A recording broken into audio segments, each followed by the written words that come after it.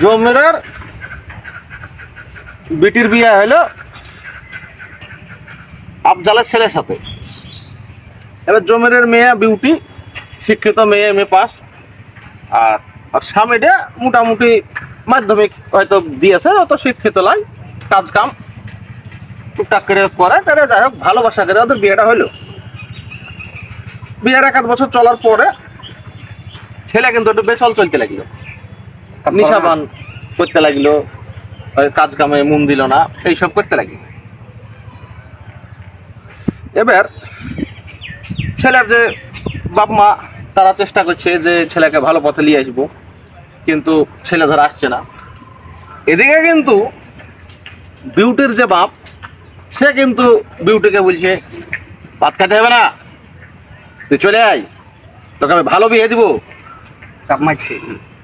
বিউটির মা বলছে তোকে আমি তখনই বলে শুনু ওই ছেলে ভালো লাগে, ওর সাথে বিয়ে করিস নিয়ে, কিন্তু শুনলি নিয়ে।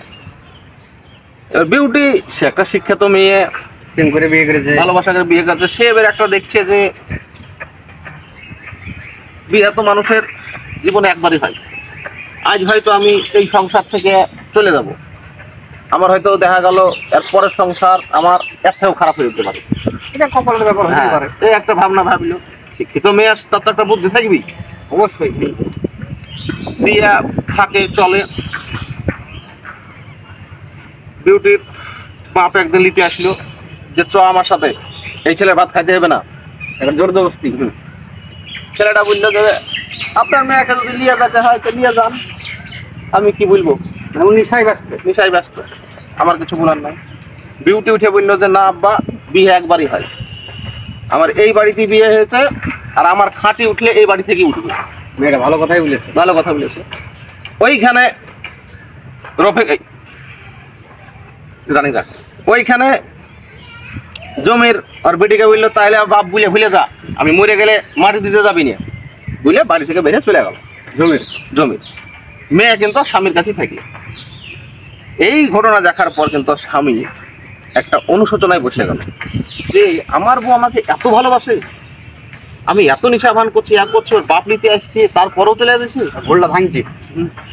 ও কিন্তু পরিষ্কার নিশাভান করা ছেড়ে দিল। একবার সেদিন থেকে তোবা তো তোবা, কাজ করতে লাগলো, সংসার আয় উন্নতি হইলো, হয়ে সেই ছেলে দাঁড়িয়ে গেল, সুখে শান্তিতে সংসার করলো, একটা ছেলে হইলো, ছেলেটাকে ভালো স্কুলে পড়াইলো। জমিরা শুধু ওয়াই করাই হইল, আট মারা তো এইখানে কিছু বিটির বাপকে আমি বলছি ভালো করে বলি যাও, ছেলে যদি একটু ডিসব্যালেন্স হয়ে যায় জামাই, তো লিয়ে চলে আসবো, এই তেল দেখায়ও না। হাতি পোষা সহজ, কিন্তু বিটি পোষা খুব কঠিন। অবশ্যই। ভিডিওটা ভালো লাগলে শেয়ার করো, বাস। একটা